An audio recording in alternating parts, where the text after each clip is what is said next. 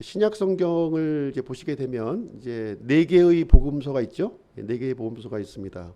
마태, 마가, 누가, 요한복음. 그래서 네 개의 복음서가 있는데 이 마태, 마가, 누가 복음을 이제 우리가 공관복음이라고 불러요. 공관복음.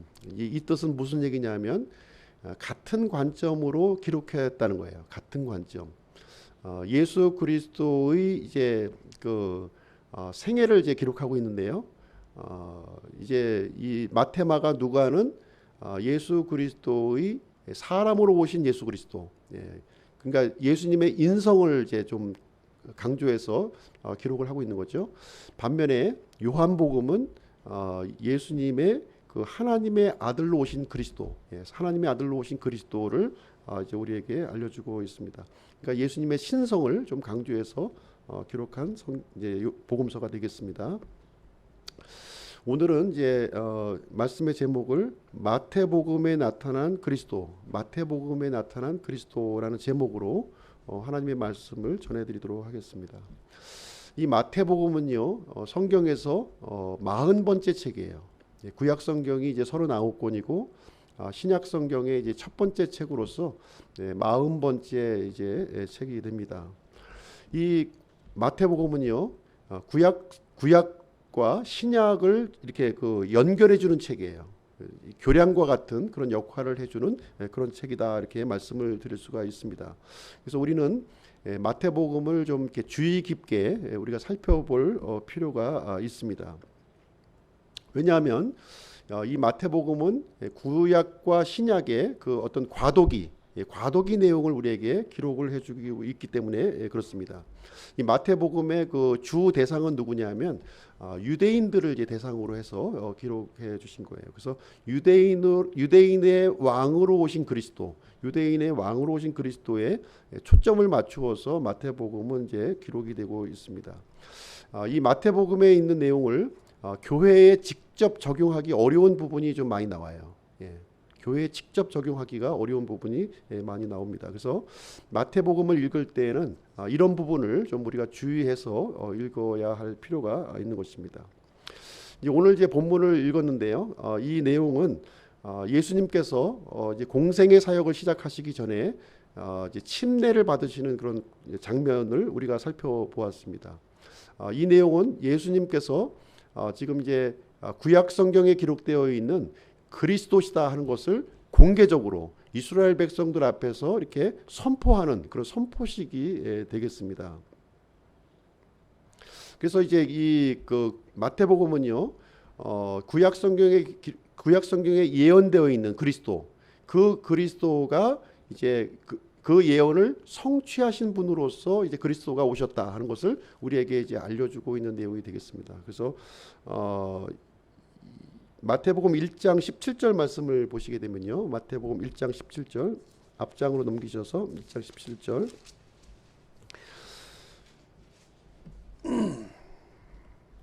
그러므로 아브라함부터 다윗까지의 모든 세대가 14세대요. 다윗부터 바벨론으로 끌려간 때까지 14세대요. 바벨론으로 끌려간 때부터 그리스도까지 14세대라 이렇게 기록이 되어 있습니다. 그래서 예수 그리스도께서 오시기까지의 기록을 이제 마태는 지금 이제 기록을 하고 있는 내용이 이제 되겠습니다. 아브라함부터 지금 다윗까지의 기간이 1000년이에요. 그렇죠? 그리고 다윗부터 지금 이제 바벨론 포로로 끌려갈 때까지의 기간이 400년입니다. 그렇죠? 그 다음에 바벨론 포로로부터 예수님이 오실 때까지의 그 기간이 600년이에요. 지금 이제 이 마태복음 1장 17절 말씀은 2000년의 기간을 지금 얘기해 주고 있는 것이고요. 예수님이 그리스도신데 지금 아브라함이 이렇게 아브라함에게 약속을 해주셨고 그 다음에 다윗에게 약속하셨던 그 그리스도가 지금 오셔서 지금 이제 침례를 받으신다 하는 것을 우리에게 알려주고 있는 내용이 되겠습니다. 하나님께서 그리스도를 보내실 것이다 하는 약속을 제일 처음에 해주신 약속이 이제 어디에 나와 있느냐? 창세기 3장 15절에 나와 있는 거예요. 이것은 아담과 이브가 범죄했을 때에 최초로 하나님께서는 이제 이 죄와 사망에 빠져 있는 이 인류를 구속하시기 위해서 이제 그리스도를 보내주시겠다 하는 그 약속의 말씀을 이제 여기서 최초로 해주시게 됩니다.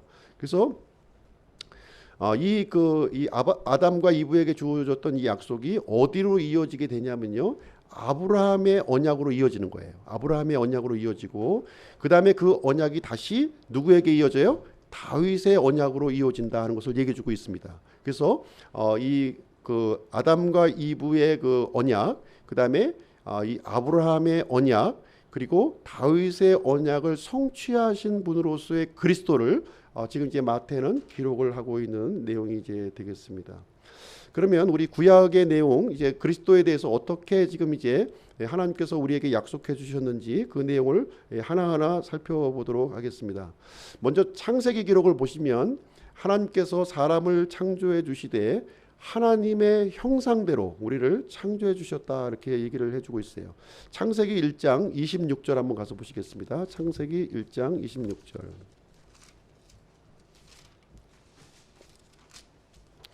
창세기 1장 26절 보겠습니다. 제가 읽어드리겠습니다. 하나님께서 이르시되 우리가 우리의 형상으로 우리의 모양에 따라 사람을 만들고 그들이 바다의 물고기와 공중의 날짐승과 가축과 온 땅과 땅에서 기는 모든 것을 지배하게 하자 하시고, 여기에 보시면 우리가라고 하는 단어가 나오죠. 우리가 우리의 형상으로 우리의 모양에 따라 이렇게 기록을 하고 있습니다. 여기 보시면 하나님께서 모든 만물을 창조하시고요, 특별히 사람을 창조했을 때에는 지금 삼위의 하나님이 지금 이 개입하셨구나 하는 사실을 우리가 알 수 있는 거예요.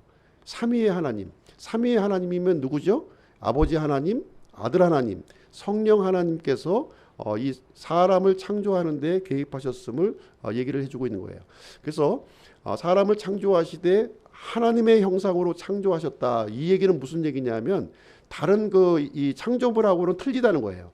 하나님의 형상을 지니고 있는데 이것은 무슨 얘기를 하고 있는 것이냐면 하나님을 알 수 있고요, 하나님을 사랑할 수 있고 하나님의 뜻을 이렇게 준행할 수 있는 인격체로 만들어 주셨다는 거예요. 인격체로 만들어 주셨다는 거예요. 이 사람에게 하나님께서는 이제 모든 만물을 다스리는 이런 이 통치권을 이제 주셨고요. 뿐만 아니라 또 한 가지 명령을 주시게 되는데 창세기 2장 17절 한번 보겠습니다. 창세기 2장 17절. 모든 것이 허용이 되었지만 단 한 가지만 금하셨는데요. 선악을 알게 하는 나무에서 나는 것은 먹지 말라. 그 나무에서 나는 것을 먹는 날에 내가 반드시 죽으리라. 그래서 이 동산 중앙에 있는 선악과를 먹지 말도록 이렇게 금하셨습니다. 그렇다면 여기서 우리가 한번 생각해 볼 수 있는 건 뭐냐면, 하나님께서 이 사람의 범죄를 알고 계셨을까요? 아니면 몰랐을까요? 사람을 창조해 주셨는데 이 사람이 하나님의 이 명령을 거부하고 불순종할 것을 아셨겠느냐 하는 겁니다. 하나님께서는 모든 것을 아시는 분이시기 때문에 사람들이 범죄할 것을 알고 계셨다는 거예요. 이미 알고 계셨어요. 아심에도 불구하고 이 사람을 창조를 해 주신 것입니다. 그래서 하나님께서는 이 사람이 불순종할 것을 대비해서 구원 계획을 마련해 놓으셨다는 거예요. 그래서 아담과 이브가 이제 범죄하자마자 하나님께서는 누구를 약속을 해주시냐면요, 그리스도를 약속해 주신 거예요. 이 범죄한 아담과 이브 앞에서 바로 그리스도를 이렇게 약속해 주시는 장면이 여기에 기록이 되어 있는 것입니다. 그래서 여기에 최초로 하나님께서 이 구원자 그리스도 메시아를 약속했던 내용이 있습니다. 그래서 아담에게 약속하신 그리스도를 한번 살펴보시도록 하겠습니다. 창세기 3장 15절이에요. 창세기 3장 15절. 내가 너와 여자 사이에 또 내 씨와 그녀의 씨 사이에 적게 심을 두리니 그 씨는 내 머리를 상하게 할 것이요 너는 그의 발꿈치를 상하게 할 것이니라. 이렇게 말씀하시면서 여자의 씨와 뱀의 씨 사이에 적게 심을 두실 것이라 이렇게 말씀하시면서 이 여자의 씨가 바로 이제 메시아 그리스도이심을 여기서 말씀해주고 있는 것입니다. 그래서 여자의 씨, 이 그리스도가 이 뱀의 머리를 상하게 할 것을 여기서 이제 말씀해주고 있는 것이죠. 그래서 메시아가 어떻게 오시느냐 하는 정보를 우리에게 주고 있는데요. 이 정보는 무엇이냐면 여자의 씨로 하나님께서 그리스도를 보내신다는 것을 얘기를 해주고 있습니다. 모든 인류, 범죄한 모든 인류를 구원할 자, 이 구원할 자가 어떻게 오시냐면 여자의 씨로 오신다는 거예요. 대부분의 그 모든 인류들은 아담의 씨로 이렇게 생성이 됩니다. 그럼에도 불구하고 하나님께서 보내실 그리스도는 어떻게 오시느냐? 여자의 씨로 보내실 것을 이렇게 말씀을 해 주시게 됩니다. 이 약속이 이제 어디로 이어지게 되냐면요. 우리 이사야서로 한번 가서 보시겠습니다. 이사야서 7장으로 한번 가서 보실게요. 이사야서 7장 말씀 가서 보겠습니다. 이사야 7장 4절 구약성경 844페이지를 보시겠습니다. 이사야서 7장 14절 말씀 보겠습니다. 14절 7장 14절 그러므로 주께서 친히 한 표적을 너희에게 주시리라. 보라 처녀가 수태하여 아들을 낳고 그의 이름을 임마누엘이라 하리라. 창세기 3장 15절 말씀을 지금 이사야서 7장 14절에 지금 연결지어서 하나님께서 기록을 해주고 있습니다. 하나님께서 한 표적을 지금 이제 주실 텐데 그 표적이 뭐냐면 처녀가 수태하여 아들을 낳는다는 거예요. 처녀가. 그런데 그 태어난 아들의 신분이 무엇이냐? 임마누엘이라는 거예요. 임마누엘. 임마누엘은 우리와 함께 하시는 하나님이라는 거예요. 그 신분이 하나님이시다. 그래서 하나님께서 그리스도를 보내주시는데 누구를 보내주세요? 사람을 보내주시는데 그 신분이 하나님인 거예요. 천사를 보내지 않으신다는 거예요. 그 하나님을 사람의 육체를 입게 해서 처녀의 몸에서 출생케 해주실 것이다. 이제 이 얘기를 해주시게 됩니다. 아담과 이브는요 그리스도를 기다렸겠죠. 그리스도를 기다렸어요. 그러나 930년 동안 살아가면서 그리스도는 오시지 않았어요. 그리고 노아의 홍수로 말미암아 모든 인류는 멸망하게 되었고요. 셈과 함과 야벳을 통해서 다시 인류가 이렇게 번성을 하기 시작을 하게 됩니다. 인류를 번성하면서 하나님을 떠난 인류는 또다시 하나님 앞에 범죄하고 우상을 숨기는 모습을 보여주게 됩니다. 그럼에도 불구하고 여전히 하나님께서 약속하신 그리스도가 오시지 않았어요. 그래서 하나님께서는 또다시 그리스도에 대한 약속을 주시게 되는데 누구에게 주시냐 하면은 아브라함에게 주신다는 거예요. 아브라함에게 주십니다. 아브라함 시대에는요 노아의 홍수가 난 지 한 400년이 경과한 시점이었어요. 400년이 경과한 시점에서 모든 사람들이 이제 이 우상을 숭배하고 하나님을 떠났어요. 그런데 하나님께서는 한 사람 아브라함을 주목하셨다는 거예요. 그 믿음을 가지고 있었던 우상을 거부하고 하나님을 이렇게 찾았던 아브라함에게 주목하셨다 이렇게 기록을 하고 있습니다. 그래서 그 아브라함을 하나님께서는 이렇게 갈대아 우르 땅에서 불러내시고요 가나안 땅으로 이동하게 하셨어요. 그래서 가나안 땅에 거주하게 이렇게 하시면서 아브라함에게 어떤 약속을 해주시게 되냐면 아들을 주시겠다 이렇게 약속을 주시게 됩니다. 아들을 주셔서 아들이 이제 언제 주어지게 되냐면 25년 만에 그 약속이 성취가 돼요. 75세 때 하나님의 약속을 받았는데 25년이 지난 다음에 외아들 독자 이삭을 하나님께서 약속을 해주시게 되고요. 이삭이 태어나는 장면이 기록이 되어 있습니다. 후사가 없었던 이 아브라함에게 이제 후사가 생기게 되었는데 이 이삭의 나이가 30살이 된 거예요. 나중에 장성을 해가지고 30살이 되었을 때 하나님께서는 어떤 명령을 내리게 되냐면 이 이삭을 번제 헌물로 바치라고 하는 명령을 내리게 됩니다. 번제 헌물로. 그때 아브라함은 주저함이 없이 머뭇거림도 없이 이 독자 이삭을 하나님 앞에 번제 헌물로 드리는 일을 진행을 하게 됩니다. 그래서 하나님께서는 이 아브라함의 믿음을 보시고 순양을 대신 준비해 주시고 이삭을 살려주는 이야기가 나오고 있습니다. 그러면서 이때 하나님께서는 아브라함에게 그 그리스도에 대한 약속을 주시는 거예요. 그리스도에 대한 약속. 한번 찾아보겠습니다. 창세기 22장으로 한번 가서 보실게요. 창세기 22장. 창세기 22장 17절 18절 말씀입니다.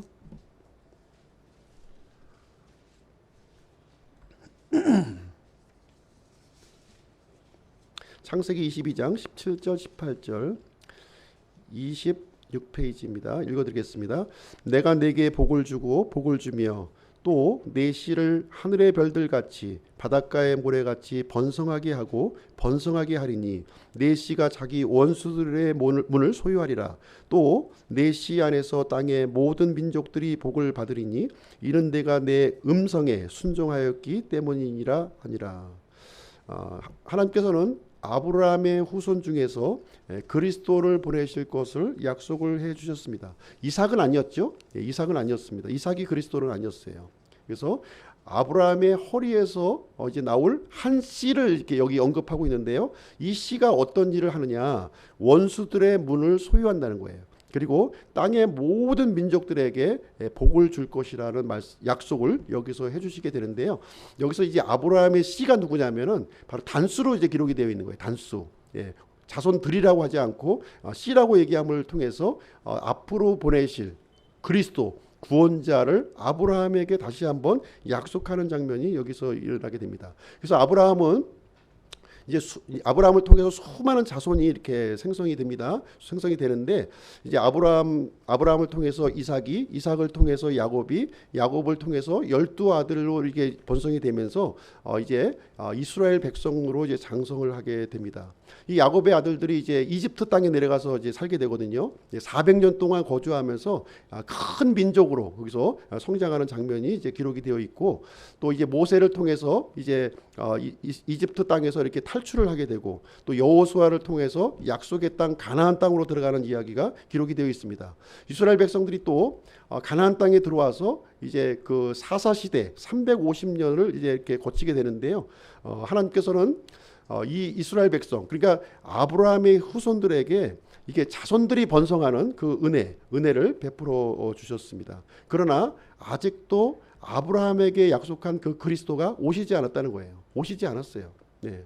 그래서 하나님께서는 이스라엘 땅에 번성하고 있는 수많은 사람들 중에서 한 사람을 또다시 주목을 하시게 됩니다. 누구를 주목하시게 되냐면 베들레헴 땅에서 목동으로 있었던 다윗을 주목하시게 되는 거예요. 다윗이라고 하는 이 젊은 그 청년을 하나님께서는 주목하시게 되는데, 왜 주목을 하게 되냐면 이 다윗의 마음 속에는 하나님과 같은 마음을 품고 있었다는 거예요. 이 아브라함은 우상을 이렇게 배격하는 그런 마음을 갖고 있었고요. 이 다윗은 지금 이제 이 목동으로서 목자의 마음을 갖고 있었던 모습을 하나님께서 보시게 됩니다. 그래서 하나님께서는 이 소년 다윗을 이제 기름을 부어서 이제 차기에 이스라엘을 다스릴 통치자로 세워주시는 이야기가 기록이 되어 있습니다. 그래서 하나님께서는 다시 이 아브라함의 언약을 이 다윗을 통해서 다시 한번 그리스도에 대한 약속을 이렇게 주시게 되는 이야기가 이어지게 되고 있습니다. 세 번째로 우리가 살펴본 이야기는 무엇이냐면 다윗에게 약속하신 그리스도라는 거예요. 하나님께서는 이 다윗에게 그리스도를 어떻게 약속하셨는가, 이제 그 내용을 한번 살펴보도록 하겠습니다. 다윗은 사울에 이어서 이스라엘의 두 번째 왕이 된 거예요. 그렇죠? 두 번째 왕이 되었습니다. 다윗은 전쟁의 사람이었고요. 살아가면서 수많은 전쟁을 이렇게 치렀던 그런 사람이었습니다. 하나님의 은혜로 말미암아 12지파 전체를 다스리는 이스라엘의 통치자가 되게 되었습니다.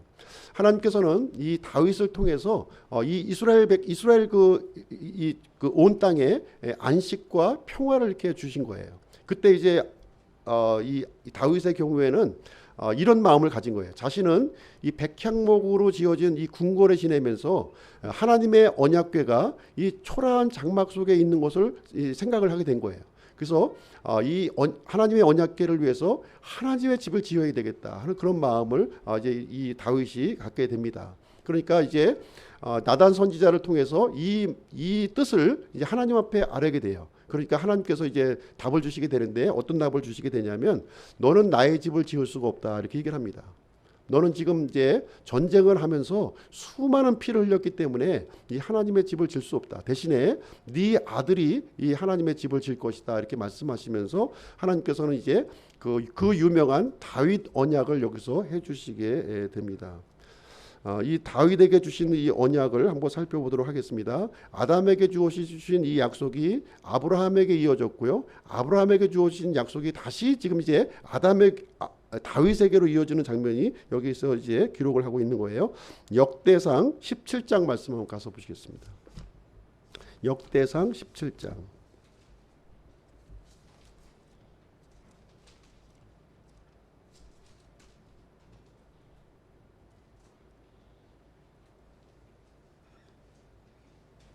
역대상 17장 11절부터 14절 보겠습니다.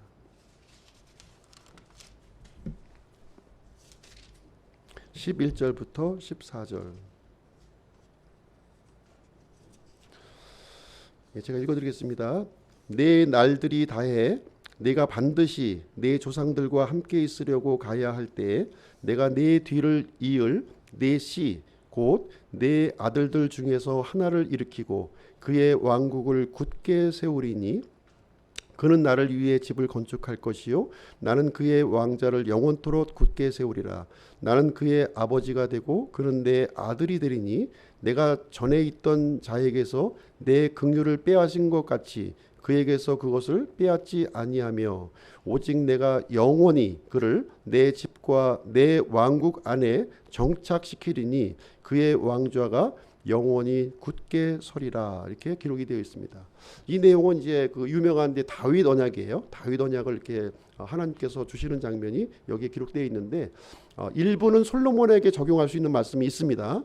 그럼에도 불구하고 솔로몬이 그리스도라고 하는 것을 여기서 얘기하고 있는 것은 아니에요. 지금 솔로몬은 다윗의 왕위를 이었지만 아들 때에 가서 남과 북으로 이렇게 나누어졌어요. 북이스라엘과 남이스라엘로 나누어졌고 북이스라엘은 지금 이제 아시리아에 의해서 멸망을 당하고 남유다는 바벨론에 의해서 멸망을 당하게 됩니다. 그래서 이 하나님께서 세우실 영원한 왕국이 아니라는 것이죠. 영원한 왕자가 아니라는 거예요. 그러면 이제 이 다윗의 씨 중에서 하나를 일으킨다고 이렇게 말씀해 주셨는데 바로 이 하나가 바로 하나님께서 보내실 그리스도를 지금 여기서 알려주시고 있는 말씀이 되겠습니다. 그래서 다윗의 씨를 통해서 이제 그리스도를 보내주시고 하나님께서는 이 영원한 왕국, 영원한 왕자를 세울 것이다 이렇게 약속을 해주시는 장면이 되겠습니다. 그래서 이 다윗 언약의 핵심은 무엇이냐면 이스라엘 땅에 지금 팔레스타인 땅에 이 메시아 왕국, 하나님의 왕국이 세워진다고 하는 사실을 여기서 약속해주고 있는 내용이 이제 되겠습니다. 그로부터 이제 세월이 이제 많이 흘러가죠. 세월이 많이 흘러갑니다. 이스라엘은 북이스라엘과 남유다로 이제 갈라지게 되는데요. 북이스라엘은 19명의 왕이 이제 통치를 하게 돼요. 그러나 모두 사악한 왕이었고 한 왕도 하나님을 섬기는 왕이 없었습니다. 그래서 결국은 아시리아를 통해서 이제 주전 722년경에 이제 멸망을 당하게 되고요. 남유다에게는 19명의 그 왕들이 또 이제 이렇게 생겨났어요. 근데 19명의 왕이 이제 있었지만 모두 다 악하지는 않았고 몇몇 선한 왕이 있었다는 거예요. 그리고 다윗의 자손으로 이렇게 이어졌다는 겁니다. 이 남유다 왕국은 다윗의 후손들로 통해서 왕권이 쭉 이어져 내려왔다는 것을 보여주고 있고요. 주전 586년경에 이제 그 남유다는 바벨론에 의해서 멸망을 당하게 되고 70년 포로기를 갔다가 다시 이제 또 이스라엘 땅으로 돌아오는 내용이 이제 거기에 기록이 되어 있습니다. 그래서 이스라엘 백성들이 다시 돌아와서 한 일이 무엇이냐? 제일 먼저 한 일이 뭐냐면 성전을 건축하는 일이었어요.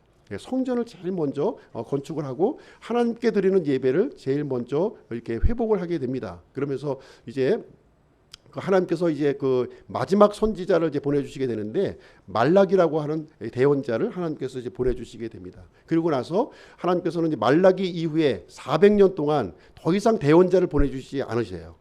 침묵 기간을 이렇게 가지시게 되면서 400년이 지난 다음에 이제 비로소 이제 예수님이 이제 탄생하는 이 베들레헴 땅에서 탄생하는 이야기가 여기에 기록이 되고 있는 것입니다. 그래서 이스라엘은 이 400년의 기간 동안 굉장히 많은 그 변화를 겪게 돼요. 굉장히 많은 변화를 겪게 됩니다. 이 바벨론이 처음에 통치를 했다가 그 다음에 페르시아가 통치를 하게 되고요. 이어서 그리스가 통치하게 되고 예수님이 태어났을 당시에는 로마 제국이 통치하는 그런 상황에 이제 놓여지게 됩니다. 그래서 이스라엘 백성들은 이제 하나님께서 보내주실 그 메시아가 그 그리스도가 언제 오시느냐 하는 것을 간절히 기다렸다는 거예요. 간절히 기다렸던 거예요. 언제 그 그리스도가 오시느냐. 이 아브라함의 후손 중에서 다윗의 후손 중에서 메시아를 보내주시겠다고 했는데 그 그리스도가 언제 오시냐 하는 것을 간절히 그렇게 원하고 있었는데 이제 그 내용이 이제 마태복음에서 이제 그 우리에게 기록해주고 있는 말씀이 이제 되겠습니다. 그래서 예수님이 이 구약 성경에 예언하신 대로 유대 땅 베들레헴에서 태어나셨다. 이제 이 얘기를 해주고 있는 거예요. 그래서 아브라함과 다윗의 언약에 따라서 그리스도가 오셨는데 바로 그분이 예수님이시다 하는 사실을 우리에게 얘기해주고 있습니다. 한번 신약 성경으로 한번 가서 보실게요. 마태복음 1장 한번 가보겠습니다. 마태복음 1장. 마태복음 1장 16절 17절 한번 보겠습니다.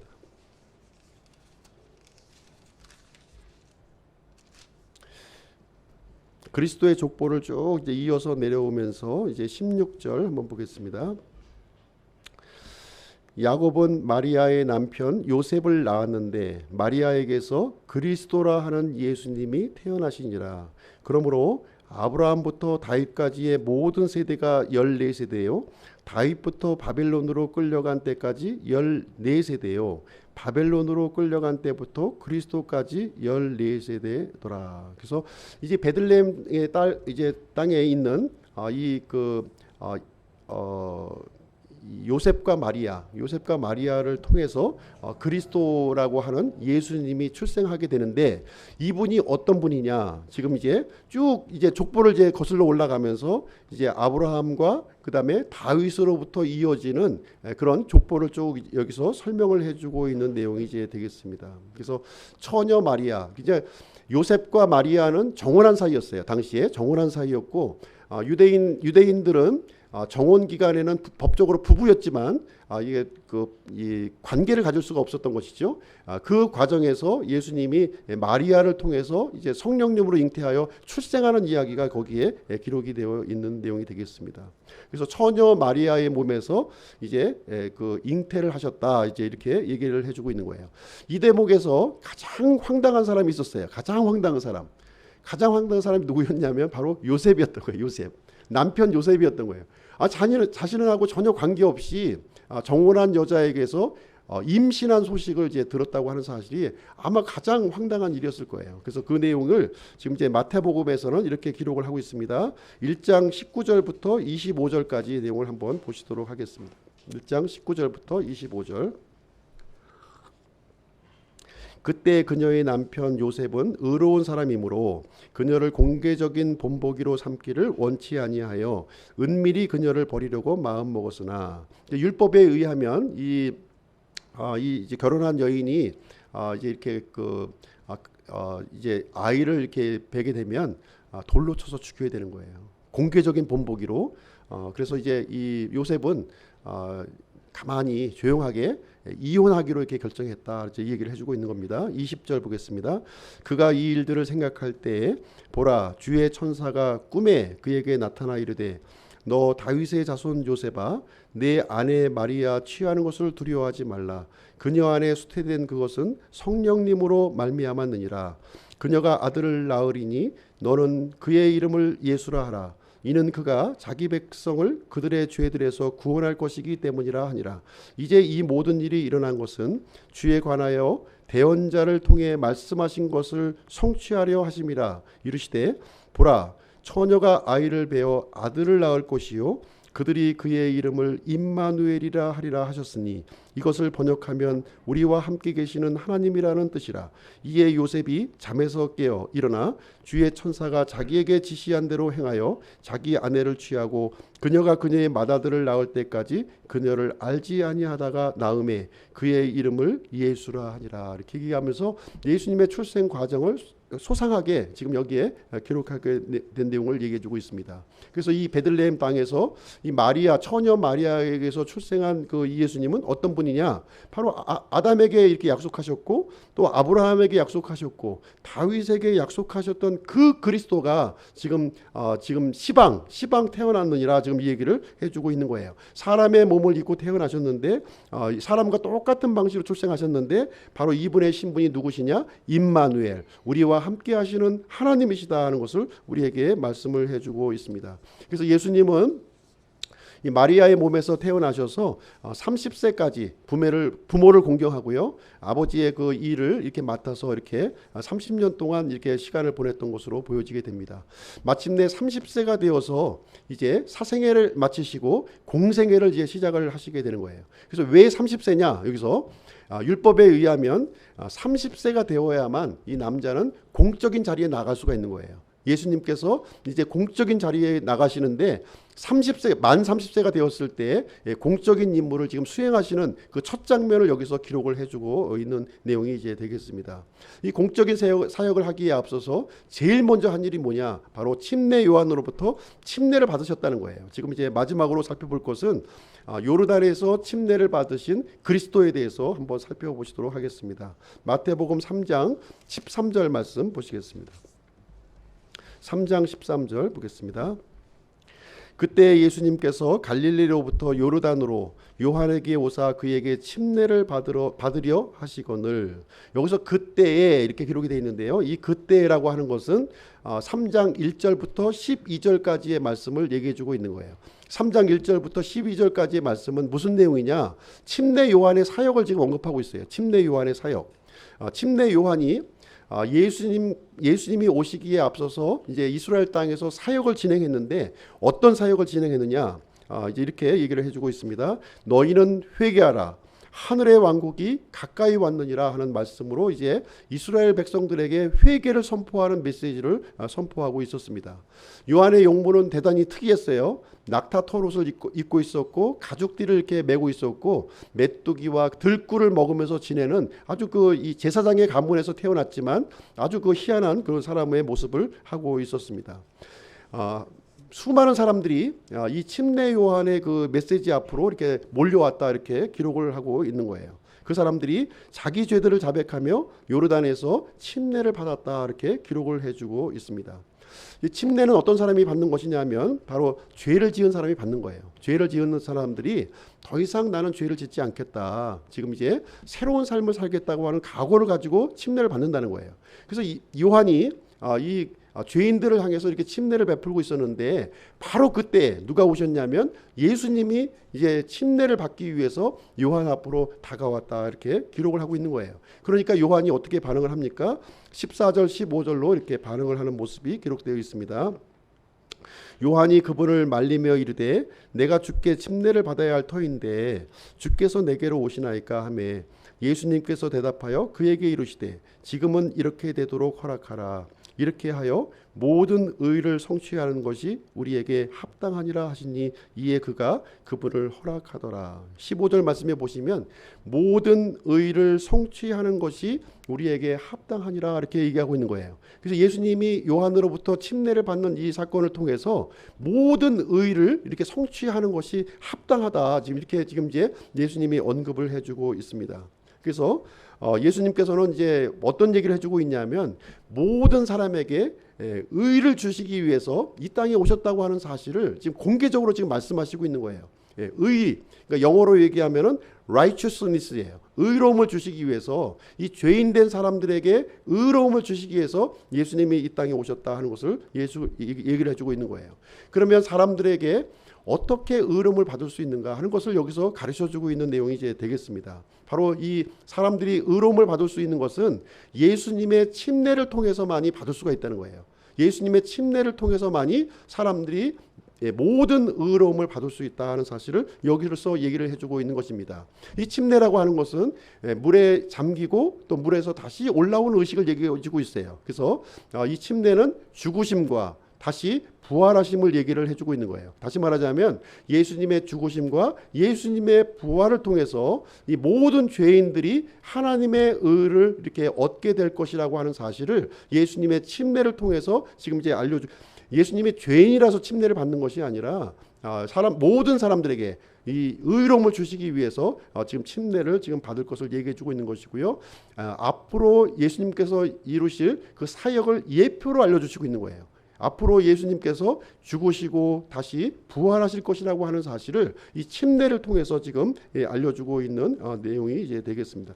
16절 침례 받으시는 장면을 한번 보시도록 하겠습니다.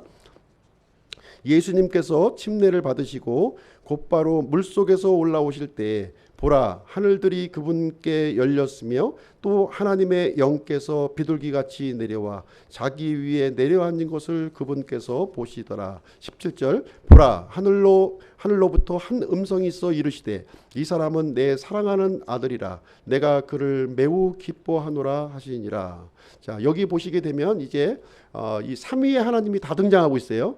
하나님께서 이 사람을 하나님의 형상들로 이렇게 만드셨을 때 아버지 하나님과 아들 하나님과 성령 하나님이 개입하셨습니다. 이 범죄한 인간들이 다시 의로움을 이렇게 입기 위해서 다시 삼위의 하나님이 개입하시는 내용이 여기에 기록이 되어 있는 거예요. 지금 하늘에서는 아버지 하나님의 음성이 들려지고 있고 또 성령 하나님은 비둘기같이 내려오고 있고 예수님은 요르단강에서 지금 침례를 받으시는 그런 모습을 통해서 이제 삼위의 하나님이 이 모든 죄인들에게 이제 하나님의 의로움을 다시 회복시켜 줄 수 있는 그 사건을 얘기를 해주고 있는 거예요. 그래서 이 침례를 받는 것은 단순히 예수님이 물에 들어갔다가 물에 나오는 의식을 얘기하고 있는 것이 아니라 바로 지금 이 침례를 받고 있는 이 예수님이 바로 내가 구약 성경에서 그 예언하고 하나님께서 보내시기로 했던 그 그리스도가 바로 나다 하는 사실을 여기서 선포하고 있는 거예요. 다시 말하자면 메시아 선포식을 지금 이제 요르단 강에서 지금 침례 요한으로부터 진행을 받고 있는 모습이 이제 되겠습니다. 여기서 보시면 예수님이 처음에 누구에게 나아갔어요? 요한에게 나아간 거예요. 요한에게. 이것은 무슨 얘기를 얘기해 주냐면 그리스도께서 죄인을 찾아오셨다는 것을 우리에게 보여주고 있는 내용이 되겠습니다. 그리스도께서는 우리 죄인들을 찾아오신 분이시라는 거예요. 그리고 죄가 없으신 이분께서 죄인이 받아야 될 그 침례를 대신해서 받으시고 다시 죽은 자 가운데서 부활하실 것을 여기서 보여주고 있는 내용이 되겠습니다. 그래서 예수님께서 침례를 받으시고 곧바로 물속에서 올라오실 때 예수님은 죄가 없으신 분이시지만 죄인의 모양으로 이 땅에 오셨다는 거예요. 그래서 죄를 위해서 죽으시고 다시 부활하실 것을 이 침례 사건을 통해서 우리에게 보여주셨고 바로 이때 어떤 일이 일어났냐면 하늘이 열리고 하늘에서 음성이 들려져 내렸다는 거예요. 하늘이 열리고 이 얘기는 무슨 얘기냐면 이제 예수님의 이 침례 사건을 통해서 어떤 일이 이루어졌느냐 하늘이 열려졌다는 거예요.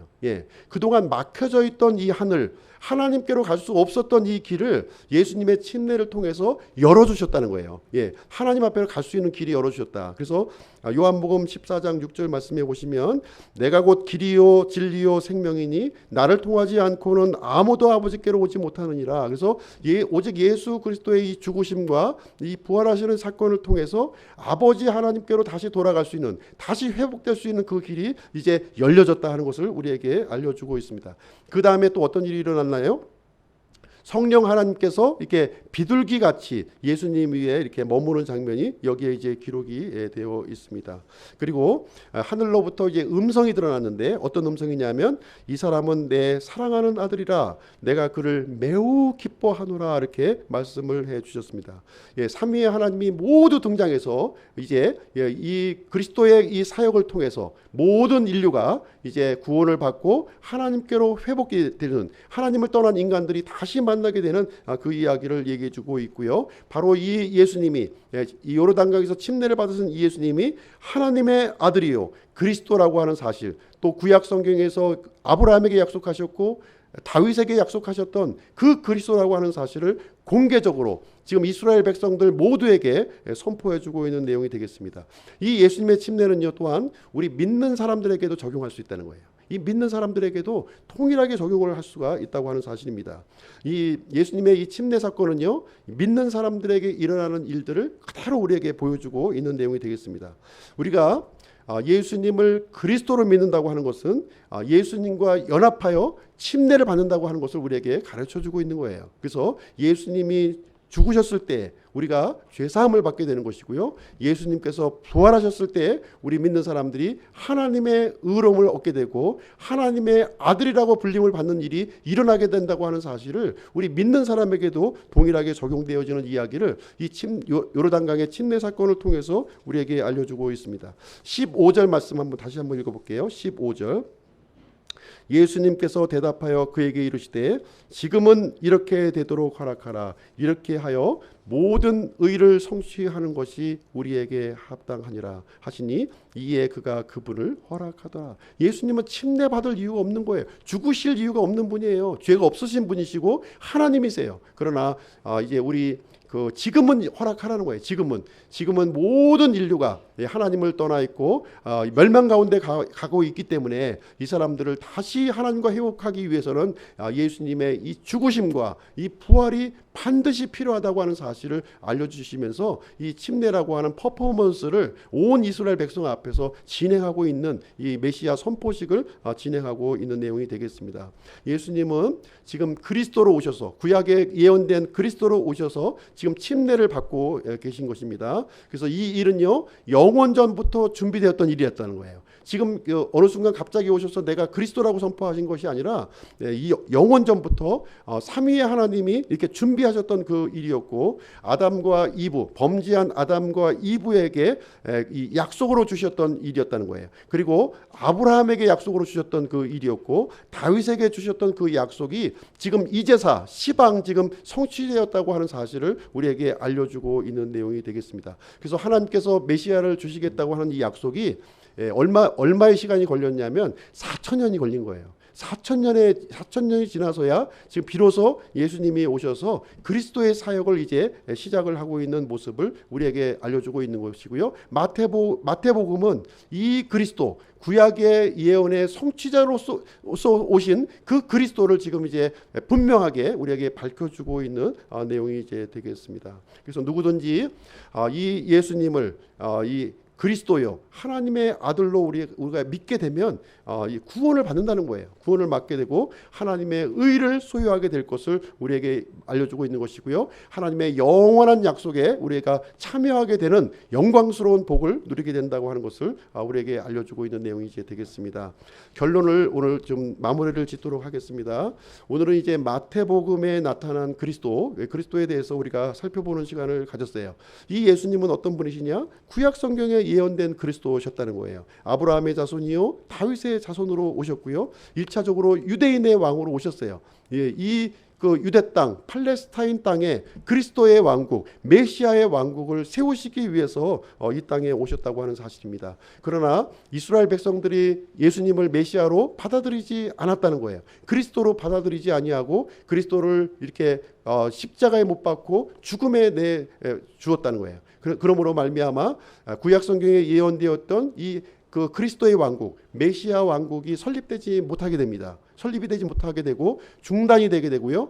이것이 연기가 되는 거예요. 연기. 그래서 먼저 하나님께서 계획하셨던 것은 무엇이냐면 이스라엘 백성들에게 먼저 구원을 베풀고 그 다음에 이방인들에게 이 구원의 복음이 전파되는 것이 하나님의 계획된 뜻이었어요. 근데 유대인들, 하나님의 백성들로 이렇게 선택받았던 이스라엘 백성들이 그리스도를 구약의 이 예언된 그리스도를 거부함으로 말미암아 이 메시아 왕국이 바로 세워지지 못하게 됩니다. 그리고 나서 이제 이 복음이 이방인들에게로 이렇게 흘러 넘어가게 되는 내용이 이제 기록이 되어 있는 모습을 우리에게 알려주고 있습니다. 그래서 마태복음 우리가 읽을 때 주의해야 할 내용이 이제 한 가지가 있는데 그것은 무엇이냐면 천국이라고 하는 단어예요. 천국.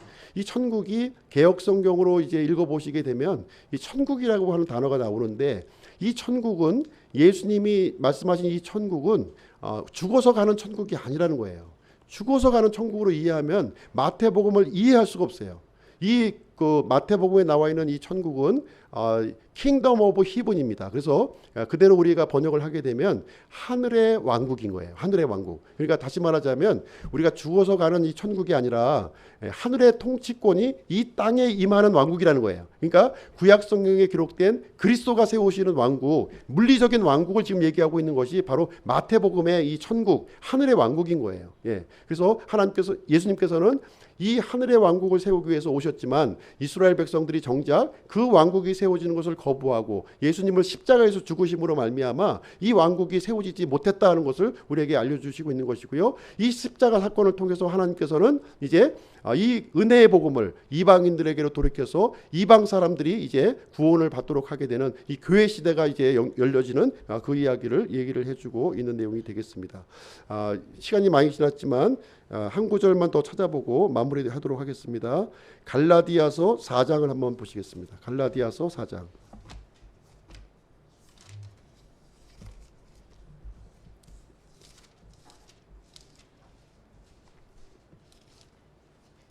갈라디아서 4장 4절로 7절입니다. 갈라디아서 4장 4절로 7절 말씀 보겠습니다. 그러나 충만한 때가 이르매 하나님께서 자신의 아들을 보내사 여자에게서 나게 하시고 율법 아래 있게 하셨나니 이것은 율법 아래 있는 자들을 구속하시고 또 우리가 아들로 입양되게 하려 하심이라. 너희가 아들이므로 하나님께서 자신의 아들의 영을 너희 마음속에 보내사 아바 아버지하고 부르짖게 하셨느니라. 그러므로 네가 더 이상 종이 아니요 아들이니 아들이면 그리스도를 통한 하나님의 상속자니라. 자, 4절 말씀해 보시면 충만한 때가 이르매, 그러니까 4천년이라는 세월이 지나간 거예요. 그때 하나님께서 자신의 아들을 보내셨는데 어떻게 보내셨냐면 여자에게서 보내시고 여자에게서 나게 하시고, 그러니까 처녀 마리아에게서 나게 하셨다는 거예요. 처녀 마리아. 율법 아래 나게 하셨으니 이스라엘 땅에 보내셨다는 겁니다. 이스라엘 땅에 이렇게 보내주셔서 이제 그 이유는 무엇이냐면 율법 아래 있는 사람들을 구속하고 하나님의 아들로 입양하기 위해서 그 일을 하셨다, 이렇게 기록을 하고 있습니다. 그런데 정작 이스라엘 백성들은 그것을 받아들였어요, 안 받아들였어요? 받아들이지 않았다는 거예요. 예, 받아들이지 않았어요. 그래서 그 은혜의 복음이 누구에게 흘러갔냐면 지금 이방인, 에베소서를 이제 수신인들이 에베소 교회잖아요. 그러니까 이방인들이 그 은혜의 복음을 받아들여서 이제 성령님을 이렇게 마음속에 이제 받아들여서 하나님을 아바 아버지라 이렇게 부르짖게 하고, 그리고 이스라엘 백성들이 받아야 될 그 상속 유업을 이제 이방인들인 우리가 받게 되었다 하는 사실을 우리에게 알려주고 있는 내용이 이제 되겠습니다. 그래서 오늘은 이제 마태복음에 나타난 이 그리스도에 대해서 함께 살펴보는 시간을 가졌습니다. 예수님께서 그리스도십니다. 우리 그 기쁨 침례교회는 그리스도로 오신 이 예수님을 사랑하고 또 예수님을 또 이렇게 섬기고 또 예수님의 뜻을 따르는 귀한 이 그 복된 지체가 되기를 주님의 이름으로 축원드립니다. 기도하고 마치도록 하겠습니다.